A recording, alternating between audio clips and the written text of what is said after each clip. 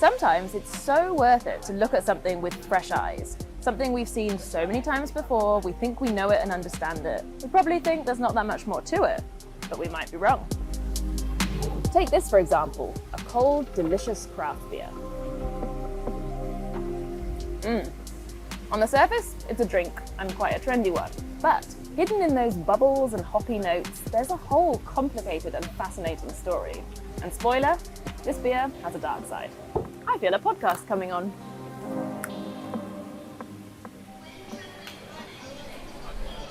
The train would come in from Burton-on-Trent, just into the platforms up to our left up here, and the archways that we can see in the building were designed specifically to accommodate hogsheads of India Pale Ale. The pillars that we're standing next to, the width between the pillars is the width of, I think, about 5 or 6 hogsheads of India Pale Ale. You're using the word hogshead? What's that? A hogshead is a size of a barrel, a wooden barrel, which would be about, I guess, 3.5 feet high. You see them occasionally used in old pubs these days as tables. And it would go from here down to the docks. Can you tell us where we are and why that's got anything to do with what we're talking about today? Yeah, so this is St Pancras Station, one of the big main train stations into London. And this station, which is a beautiful old red brick building with a magnificent hotel at the front, was built specifically to store barrels of India Pale Ale. So this entire floor of the station, which is now the Eurostar terminal, was a storeroom for India Pale Ale. That shows you how huge a business it was. Yeah, so if you happen to pass through the Eurostar terminal at St Pancras Station in London, which is not far away from platform 9 3/4, just imagine those sweeping red brick arches rammed full of enormous barrels of beer.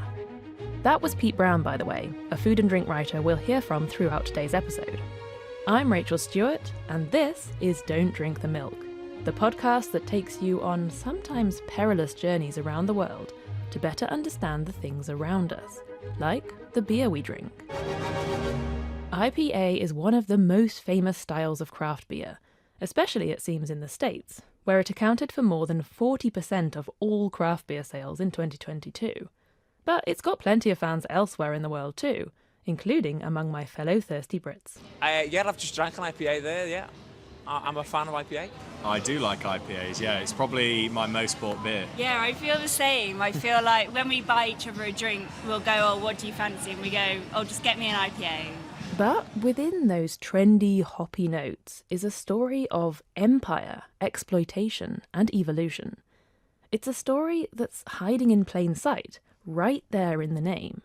India Pale Ale. Most people who drink it aren't aware that IPA stands for India Pale Ale. And when you go to non-English speaking countries, craft beer drinkers pronounce it IPA. They just think it's a word. Back to those beer drinkers in London. Do they know what IPA stands for? Oh, that's a really good question. To which the answer I don't know. I love beer. yeah. Indian Pale Ale. India. It's Indian Pale Ale, I think it is, yeah. Okay, but did they know why it's called India Pale Ale? No, I've no clue. Absolutely not. I think so. It's because they used to transport beer from India to England. That's close-ish, but the wrong way round. This beer travelled from England to India back in colonial times. But how? Why? And what does this colonial hangover really mean for beer lovers around the world? The real story of empire does not tally with the mythology that is most often disseminated in the British public sphere. And it's a brutal, horrible, savage story, which has almost been erased from British history. We should be in a situation where we're telling people the history of the IPA and where it came from.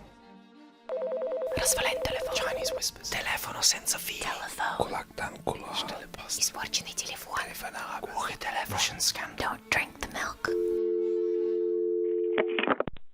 When our producer Sam came to me with an idea for an episode about beer, I was like, yes, no questions, I'm in. Easiest pitch I ever made. But to be fair, we've got a beer with real history here. I've been to a few beer tastings over the years where you often get this creation story of IPA. That back in the times of the British Empire, sailors and Brits living in India missed their beloved English ale because it couldn't survive that long journey halfway around the world without going bad. Until One smart brewer threw in some extra hops and cranked up the alcohol content to help it survive that long journey to India, finally arriving in a drinkable state. Thus, IPA was born. Well, that's the legend anyway. But that's not how it really went down. Not exactly. Now, it's true that hops, which are these little green flowers used in the brewing process, they do help preserve beer. But it wasn't like this eureka moment. People in England had already been brewing long-lasting beer for a while. Things like porters and what were known as October ales. And these stronger October ales were the foundation for what would eventually become India Pale Ale. And one guy started sending this strong, heavily hopped October ale, and when his beer got there, it sold better than everybody else's beer. He was working with the East India Company, the main British trading company operating in Asia. But the brewery got a little too greedy. The East India Company decided to ditch them and get their beer elsewhere. They went to a brewery in Burton-on-Trent. His beer hit India, and it was like nothing else before. Put the other guy out of business completely. They'd struck beer gold in Burton-on-Trent. Apparently, the minerals in the water of the Trent River Basin make delicious beer. Even today, if you're making a good IPA, you'll treat your water using a process known as Burtonization, which adds these minerals in. Okay, but how does this delicious beer make its way all the way from Burton-on-Trent to India? Yeah, so we're now just behind King's Cross and St Pancras stations on the banks of Regent's Canal. And before railway existed, this canal was part of the network that brought India Pale Ale down to London and the docks. Now, Pete knows a thing or two about the long voyage this beer would then make from here to India. Because, well, he's done it. Yep, and with a barrel of beer in tow. The legend was that that journey aged the beer in a unique way. And so I thought, how does anyone know this? No one's done that journey since the Suez Canal opened in 1869. We need to get a barrel of that beer on that journey again and see if it's true. And for some reason, I decided I was the guy to do it. Grab your life jackets. We're going aboard.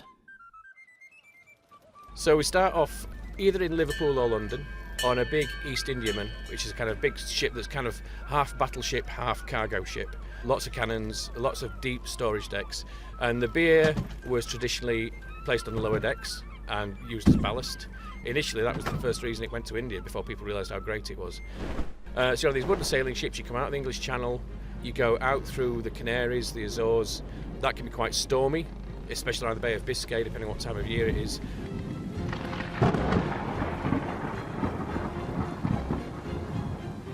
A significant proportion of ships kind of wrecked and their cargoes would go into the shore.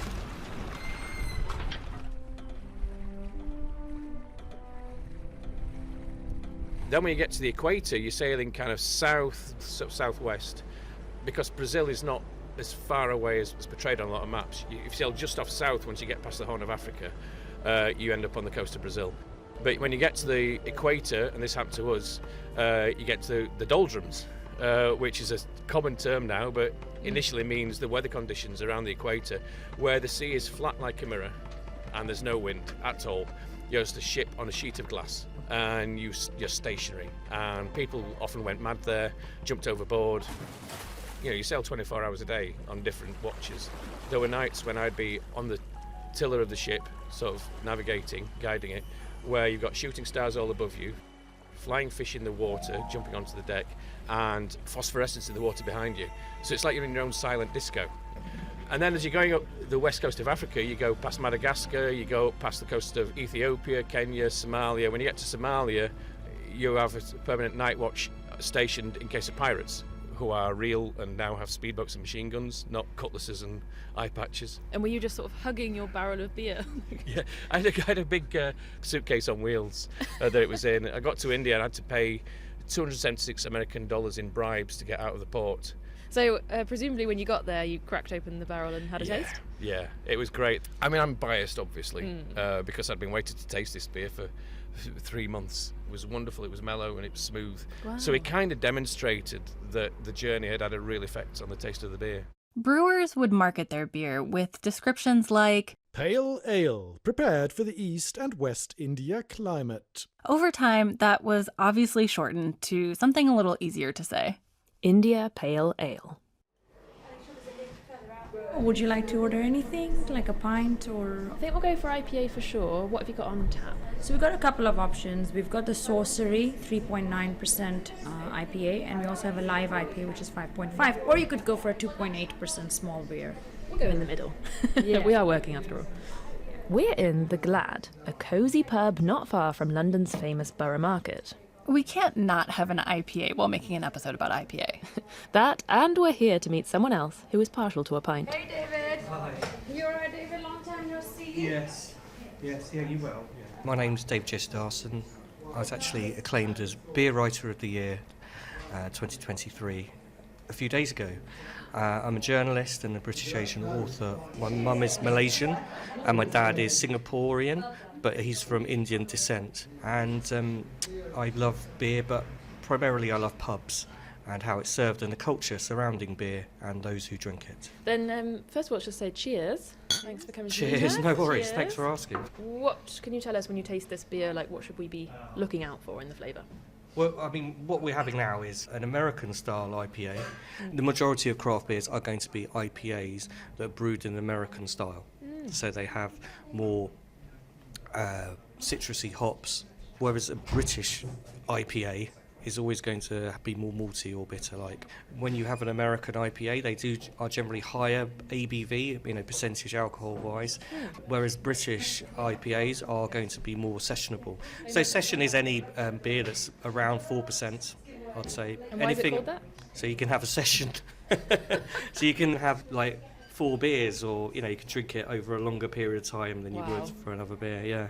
It's literally on the nose as that, yeah. Okay, we're on a session today. How do today's IPAs compare in flavour to what would have been shipped off back then? It wouldn't have tasted anything like an IPA that we have today. Oh, right. So beers that were shipped to India, so they completely changed their flavour profiles by the time they reached India. We perhaps would find it very unpalatable. The hop character probably would have disappeared and it would be more mellow and more like sort of champagne at the time.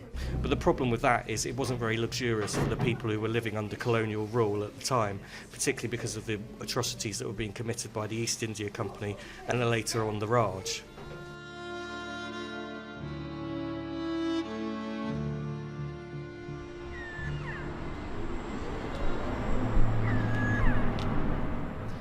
It's a misty morning in London. You've taken me down to the water.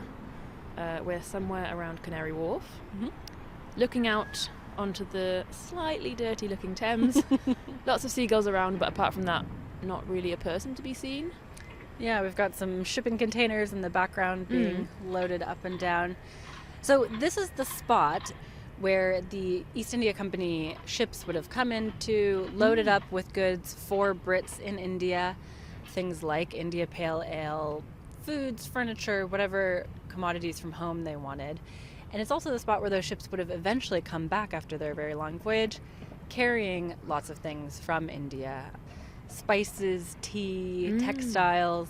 And, it's funny, we've got the city right behind us, so these tall skyscrapers, lots of them are large international banks, kind of a symbol of the wealth that flowed into this country due to what the British Empire brought back. So I think the important thing to recognise about the East India Company is that when it was set up in 1600, England, Britain at the time, was a very marginal part of the global economy. The Indian economy was worth 10 times that of Britain. So that's 1600. But if you look at 1870, the share of global GDP has gone from just under 2% for Britain to 9%, so 4 times. India, however, has gone from 22% of GDP to 12%, so almost half. And obviously, India is a much bigger place, huge population. And at that time, the English economy, the British society was much poorer than South Asia. And that is really the impact of the East India Company and subsequent British imperial policy. Wow, so while this company was around, Britain's economy quadruples and India's is halved. Yep, a pretty drastic movement of wealth. And this is why the tale you get at beer tastings, it's only one tiny piece of a much bigger, more complicated story. It's not just about how the beer is made, but why. Yeah, like, let's not talk about this elephant in the room. Why are the British people over there in the first place craving their beer so far from home? Right? So I spoke to Nick Robbins, who you just heard. He's a historian and professor at the London School of Economics. Now, we've heard the name the East India Company a few times already, and it was one of the first ever multinational corporations. So if you imagine, I suppose, a combination of Exxon and Walmart and Google, the biggest corporations of the world, all as one, with a private army running a state, what do you think is going to happen? The consequences are not going to be pretty. Oh my God, that sounds terrifying. Indeed. I was a bit confused about how this company operated, but that's because it evolved over nearly 300 years. So the East India Company was a shareholder-owned company, so it was licensed by the Crown to particularly get access to the luxury goods of Asia. And its first task was to get access to the spice trade. And then textiles and garments became the core business of the company for 100 or so years. So it was trying to use these precious, scarce commodities, gold and silver, to buy the spices, then the textiles, because there was simply at that stage nothing really that England and the UK was producing, because it's before the Industrial Revolution, which it could really sort of trade and were useful in those continents and climates. But after a while, things escalated. It ceased really just being a trading company with its trading outposts in different cities, and actually used its private army to get involved in local wars, and therefore starting to take over and rule certain parts of India, largely on a sort of nominal basis, so there would still be local rulers, but the East India Company would be the power behind the throne. That power meant they took over government functions like raising taxes. So they're taxing Indians and then using that money to buy Indian products, which are shipped back to Britain. So this was, in a sense, the drain of India was reflected in the stock market boom of the East India Company after this, because actually the company's shares were seen basically as a license to print money based on the tax revenues of India. So that's the first way, through essentially conquest and therefore control of the tax revenues, definitely mechanisms which were, in a sense, consciously used so that Britain didn't pay its way in the world. The British weren't just using economic oppression, though. They used military might and violence to shut down resistance and conquer territory. They had a huge, huge army. At one time, their army outsized the British army. And the early 19th century was kind of like Britain's version of the Wild West in India. It was plunder, it was pillage, it was people setting themselves up as very rich people, and it was quite riotous and quite lawless. One of the things is the lives of the British people in India were generally very short. It was a very dangerous place to be, largely through disease. Being part of the East India Company was a very high-risk venture, but potential for very high personal gain. And it invested nothing in the country. So we had famine after famine after famine, war after war after war. Part of the story that often gets lost is the resistance against the East India Company. First of all, some people back in Britain were protesting. So because of its scandals, because of its booms and busts, because of its oppressions around the world, it was a subject of plays, it was a subject of a lot of caricatures. Weavers in London actually sort of marched on Parliament to oppose the company's practices. Others around the world were protesting too, like soon-to-be Americans. The Boston Tea Party, again, was a protest against the East India Company. And the American patriots who were protesting against this actually said, fellow countrymen, look what the East India Company has done in India. We better watch out that they don't do the same here. And of course, in India there was resistance too, led by figures like Tipu Sultan, known as the Tiger of Mysore. His possessions were worth about £200 million in today's money, and so he was a scientist, a scholar. When he was murdered by the British, they smashed his throne up and cut up all the jewels, and when he was defeated, Lord Wellesley held up a glass and toasted to the corpse of India.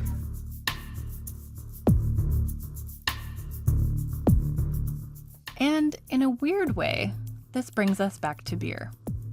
It was literally fueling an army. Being a soldier in India was short periods of intense violence, followed by long periods of doing absolutely nothing. And one of the things they did to pass the time was get drunk.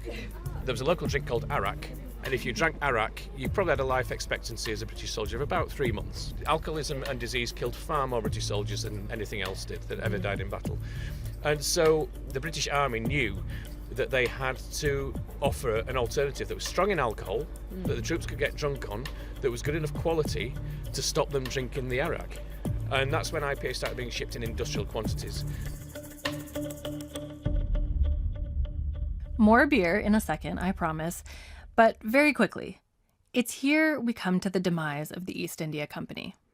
This chaotic situation couldn't last, and under pressure from home and abroad, the British government finally steps in. In the 1850s, you had increasing control by the British state, one, to rein in the company, actually, because it was in many senses out of control in India and was concerned about it being out of control in Britain as well, but also so that the British state could start exercising more control of this commercial institution as it was becoming more of a sort of territorial power and not just a merchant operation. And the British Raj essentially took over in 1858. The end of the East India Company didn't bring an end to colonial rule. Far from it. The British Raj marked a period of direct rule by the British government over the Indian subcontinent. That lasted until the partition and independence of India and Pakistan in 1947.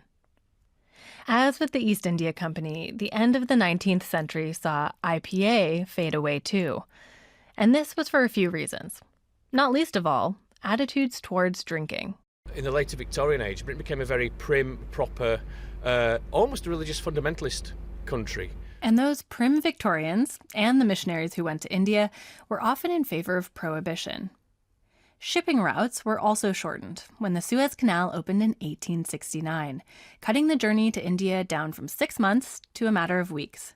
So no need for a beer with such a long shelf life. And finally, there were some new beers on the block. Germany and the Czech Republic developed golden Pilsner lagers, and they were even better at being cold, refreshing drinks in a very hot climate. There is nothing better than having a lager in the sun. But that clearly wasn't the end of IPA. I mean, today it seems to be absolutely everywhere. So when did it make a comeback? This style pops up sort of like a message in a bottle in the US in the 1970s. While experimenting and trying to recreate the flavor of old, mellow British beers, brewers on the West Coast discovered their own hops had a very different effect. Wow, that's punchy, that's different, that's rejuvenating. And so American brewers accidentally stumbled across a way of using their hops, which no one else wanted, to create a beer like no one else had tasted before. And it became the style that sort of exploded craft beer as a movement from kind of American microbrewing to being a global multi-billion-pound business. It's kind of like how Fanta apparently tastes different all over the world because of the different oranges, right? Yeah, something like that. Anyway, there's one place in the US where IPA had a great leap forward, thanks to some hoppy innovations. We sent reporter Melanie Brown to Hoplandia, or Beervana, aka Oregon. The last one smelled like pickles.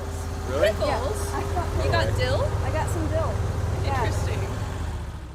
This state in the northwestern US on the Pacific coast above California boasts one of the highest densities of breweries. But I've come here to join some student hop pickers who are currently rubbing between their palms the fluffy, sticky and really very pungent hop cones and noting down what aromas they can smell. These are the ones that I thought smelled pretty good for how it. So what notes are you getting? It's like floral, like rosy, kind of like really juicy.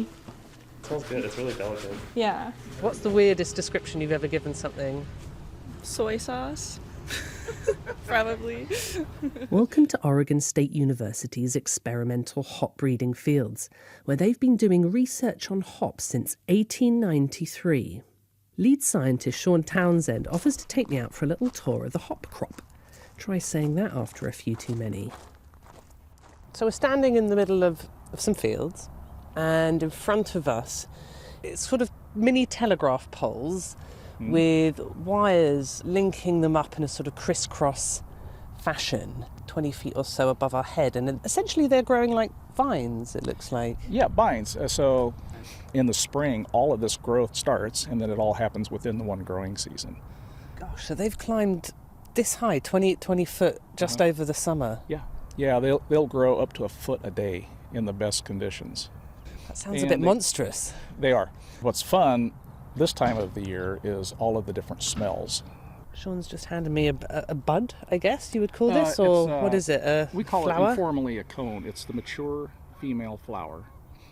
It's a very strong smell. That's It's actually a very nice smell. Yeah, that one's unusual.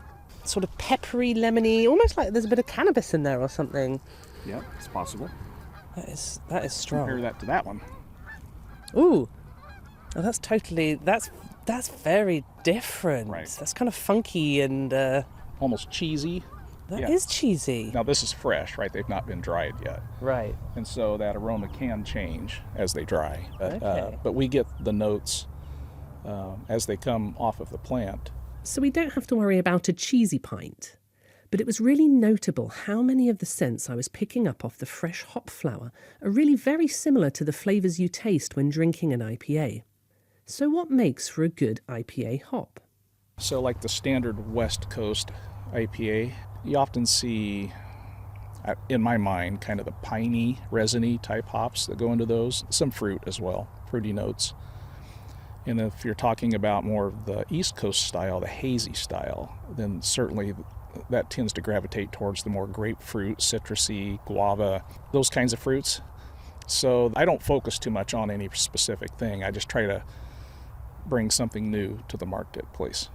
In addition to flavour, Sean is particularly focused on making sure the new hop breeds he develops are robust enough to resist pests and diseases. That means constantly evaluating the crop all the way from seed to field over many seasons. The process on average is about 10 years. So the hops I'm looking at growing up that mini trellis, that in theory could be in someone's drink in a decade. Correct. That's exciting, isn't it? To think that you've got the next flavours Oh, growing over there and we don't know what they are yet. Right.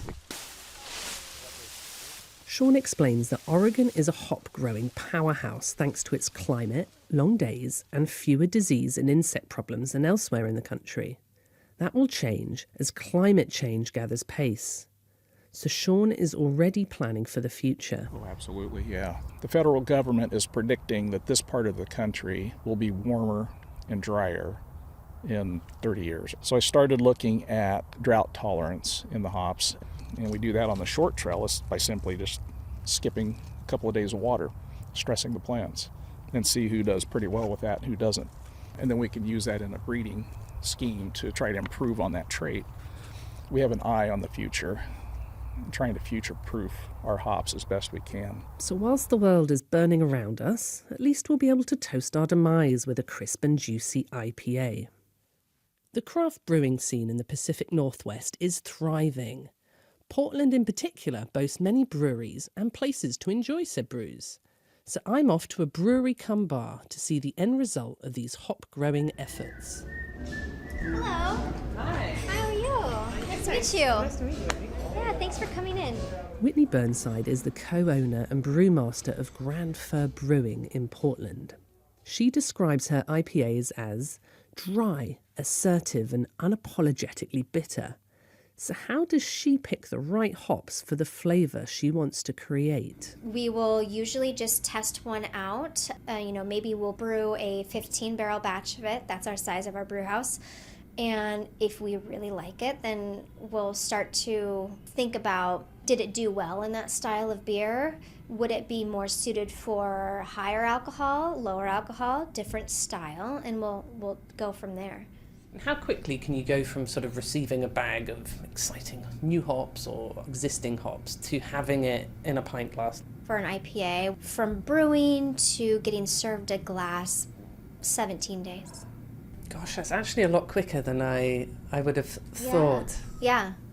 It's finally time for a taste test. I leave the giant vats of beer and go upstairs to a trendy metal and glass bar that overlooks the brewing floor. I would love to pour you a couple of samples. Great, I would love to receive those. The first sample I'm going to pour you is our Lichen IPA. Right. This is kind of a San Diego style West Coast IPA. So it's very, very light and drinkable. Smell the aroma coming off that. So it's very sweet smelling in a lovely way. Like and that kind ripe fruit. You get a little strawberry, you get a little of that ruby red grapefruit. Okay, I'm going to try a little sip. Cheers. Cheers. Oh, it's really refreshing though. Thank you. It smells sweeter than it tastes. Exactly. It's very smooth, delicious. It's very gentle tang, but not overwhelming at all. And I'm looking at the Lichen can. Yes. It looks pretty funky. Yes. Our artist, her name is Corinne McNeely. Is that expected now? That your newest beer or IPA or whatever, that it comes with some sort of attractive visual element? Exactly, yeah. We're big on that. Painting a picture of the experience that matches the name. I'm so thirsty now. Well, luckily for us, it's time for our next beer, I think, Rachel. I also want to apologise at this point because I had no idea what the US had done for services to beer. On behalf of my country, I accept your apology. I promise I will never make a joke about bad American beer again, but I still refuse to drink my beer out of a metal bottle. How about a can? Yeah, okay. Rachel, I have a few IPAs from the US here that we can sample, but more importantly, I want you to take a look at the branding and tell me what you see. Okay. So we've got some really bright colours. Okay, I said we've got some bright colours, and the name of the beer is Bright Colours. We've got kind of like a tie-dye design on the front with like pinks and turquoises and blues. Next one is also bright colours, but in a kind of cool, simple graphic way. So we've got very nice deep pink and oranges, and it's called Grapefruit Crush. I like this one a lot. I'm salivating. Oh, this one's cool. Right, so we've got a bit of a cartoon going on. We've got a goat wearing underpants. He's got an electric guitar and he's raising a saxophone above his head. We've got a motorcycle being ridden by some masked, horned thing with purple hair. And a skier with really cool retro clothes. It's a lot to pack on one can. It's so much going on here. I'm not sure I would go for this on the shelf. It's too much for me. It drew me in. I mean, looking at all of these as a whole, what sorts of vibes are you getting? There's loads of bright colours. It's quite fun, funky, young. There's some like humour involved, I'd say. It's quite funny. It's quirky. Yes, there are some clear themes here. But in recent years, marketing for some IPAs, particularly IPAs in the UK, has gone down a completely different route, recalling the era of earlier IPAs. Here, so I want you to have a look at some of these. Okay, so we've got one first up called Sea Tiger. Then next up, Jaipur IPA. Again, this one's pretty in your face. Imperial IPA. Old Empire IPA. Bengal Lancer. But underneath it says brewed beside the Thames. Oh, okay, the next one is called Maharaja IPA. Okay, this bottle again looks pretty old school. It's called 1839. Okay, this is like really trying to hark back to olden times. So these are some bottles and the labels on them and how they're marketed. But here are a couple advertising campaigns that have also run in the UK in recent years. So the third poster I can see, it says, brewed in Bermondsey, South London, nowhere near India. It's almost like you're being taunted as a brown drinker by these marketing, the way these products are marketed. And I think it harks back to this idea of Britain being once great. And when people think about that, they always think about empire and how Britain ruled India. Especially when you have a situation where we're a declining force on the world stage. So to hark back to an era where we weren't that, then it is very compelling for some people and some drinkers. But for me, I think that's really silly because all that we're harking back to an era that never existed anyway. A lot of people were very poor in this country, and a lot of people were made a lot poorer in India. This is actually what got David writing about India Pale Ale in the first place. Marketing companies aren't interested in history. They're not interested in anything apart from selling a product. The problem is when it becomes marketed as a luxurious product that ties into colonial splendour, or it does something silly and doesn't engage with its past. You have this thing of beer companies saying, well, I don't want to engage in that subject because it's too problematic. And what about consumers? Are we ready to talk about this colonial legacy? In that trendy craft beer bar in London, we surprised people with a pretty unexpected question while they sipped on their pints. Do you think Britain deals with its colonial past well? No. Absolutely not. Not in terms of education, not in terms of what they're doing now or to recognise it. No, absolutely not. As a whole, the country is divided. There's a section of people who are like, bring back the empire, who probably don't know the history behind and the violence that came from it. It's very celebrated, which I think ignores a lot of what happened. It makes me uncomfortable to think of the fact that Britain is very proud of it still. Based on history, and especially what's going on lately with obviously a new king and all these things, I think they had a chance to actually change that legacy. They didn't. So yeah, I would say no. I lived in the UK for a while, and I've got to say, this really shocked me. This period between the Tudors and World War I, a pretty large period of time, seems to be like this black hole for most Brits. I know, it really is kind of shameful. I don't even remember learning a single thing about the East India Company in school. And I actually only had to do history as a subject until I was like 14, I think. For a people so into pub quizzes, you'd think you guys would be more schooled in your own history. But Rachel, you're not the only one who missed out on this chapter. So my students come to the classroom in their third year. They're about to finish. And in general, they have a very, very minimal understanding of the British Empire in general, almost no knowledge of the East India Company, and very basic, if any, knowledge about the British Raj in India. They might have seen a few films or read a book or two, but there's very little specific knowledge on these topics. My name is Priyamvada Gopal, and I'm Professor of Post-Colonial Studies at the University of Cambridge. Priya teaches at one of the most prestigious universities in the UK, if not the world. But she's found herself having to offer a sort of remedial crash course in colonial history, just so that her students have a basic understanding of the British Empire. But Priya is a professor of literature, not history. I believe that you can't really teach literature without some historical understanding. And I also believe that literature is a participant in the writing of history, in documenting how people relate to historical events, how people relate to each other, how people think about themselves in the world. We often get the story of empire from the point of view of the colonizer, in this case the British, but from other European countries as well. But how do you teach this history of empire? Kind of from what vantage points do you approach it?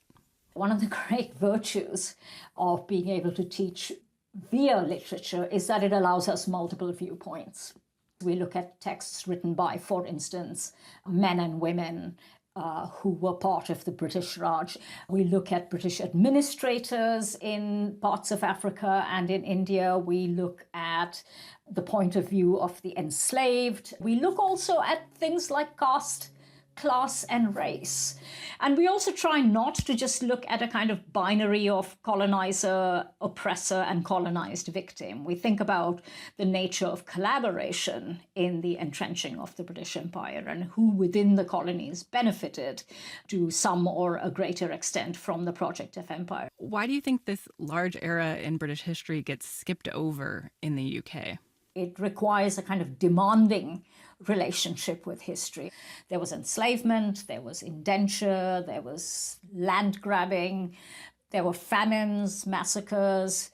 A lot of it is not very pretty, and it doesn't really tally with the idea of a glorious nation that led the world towards betterment.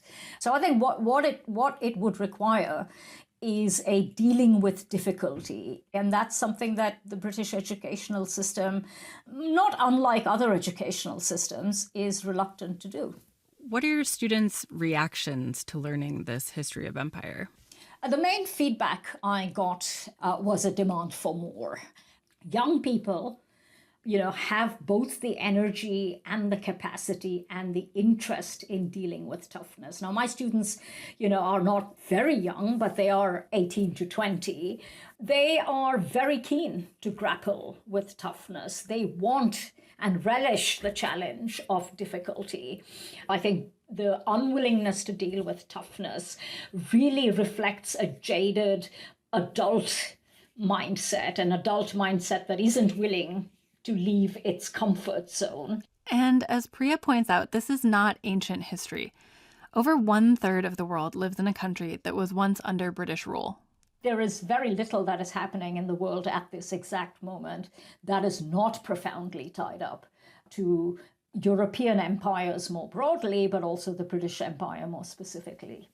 And one of the exercises that my students really enjoy doing in dialogue with each other is thinking about how the British Empire shaped their own family histories, their own class backgrounds, their own kind of cultural identities.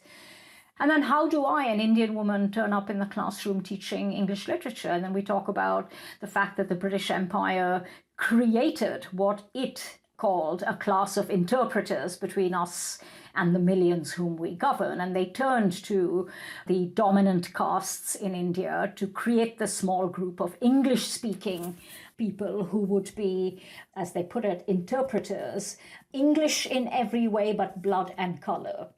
And I talk about the fact that my ancestors were part of that project and therefore were part of the creation of a small but extremely influential Anglophone English-speaking middle class in India.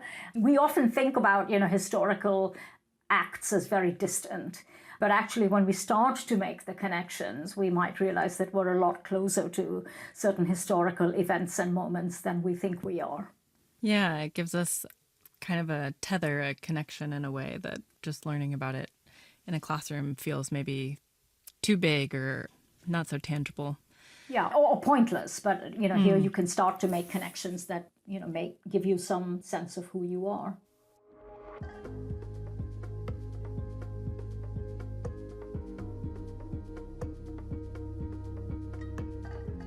So my name is Ishan Puri, and I'm the founder of White Rhino Brewing Company in India. So we're very much the Indian brewery that's slowly but surely putting India on the map, by changing stereotypes pertaining to Indian beers and breweries. So, IPA was created long ago to satisfy a very specific demand half a world away. It was part of this violent period of colonial conquest. Then it slipped into obscurity for a while before getting a modern revamp in the US. And now it's come full circle back to India. Yeah, but with a very important difference. This time, the brewer is Indian. I wanted the brand to obviously have some element of India. A lot of people still associate the rhino with just Africa, but we also have rhinos in India. But then I also chose the white rhino because it's a symbol of rarity, and we are India's first craft brewery. And I wanted a name that would kind of distinguish us as something that's rare and hard to find, hence white rhino. Ishan is trying to make a name for India in the global craft beer scene. But the first goal was to make beer for Indians. I went to college in the US, and it was very much all about West Coast IPAs, really hoppy, bitter IPAs. But I didn't really feel that would work in India. We've very much been a country of macro lager. Then having kind of established my first two styles, which were a wheat beer and a lager, then we said, okay, let's introduce the market to something a little more flavorsome. And that's where we came up with our own rendition of the IPA. It wasn't a West Coast or an East Coast or the original, style supposedly pioneered by the British Empire.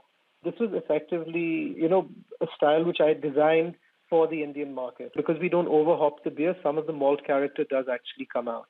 But the bottom line is it's a really balanced beer. And I feel that even beer novices can appreciate it.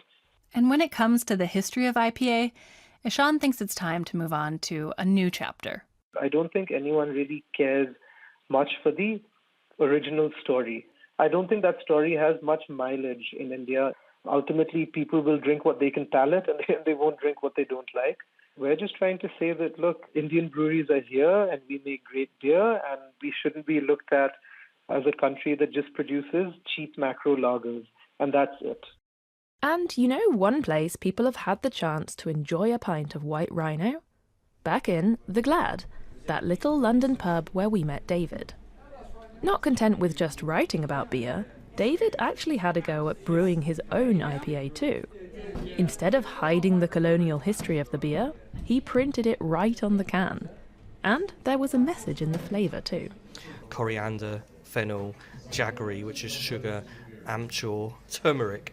There was mango puree, bergamot and lime zest. It even had a hint of coconut and everything. It was a wonderful beer. It was a privilege to have that. Does that mean that we don't have to cancel IPA? I don't believe in cancelling anything. It's a wonderful product. I mean, we were talking about like craft beers so popular because it's so different to what came before. In this country, we had 4 brewers brewing 2 or 3 different beer styles, and now we have so much choice. And I think that's wonderful for the consumer, but I think it's time that the consumer engage with these products a little bit more. In fact, David thinks the pub is the perfect place to start having these conversations about the past. Absolutely, yeah. Beer is the drink of the people, so it's a chance that it can teach people and give them more information and be more honest. It's our history. This is British history. We all need to know about it. And to see the empire for what it was, and to see how we can move forward as a nation.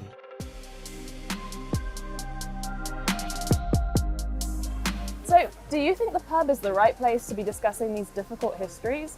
Leave us a comment and save the Don't Drink the Milk playlist for more curious backstories. Chinese whispers. Telefono senza fili. Telephone. Sporci nei telefoni. Russian scam. Don't drink the milk.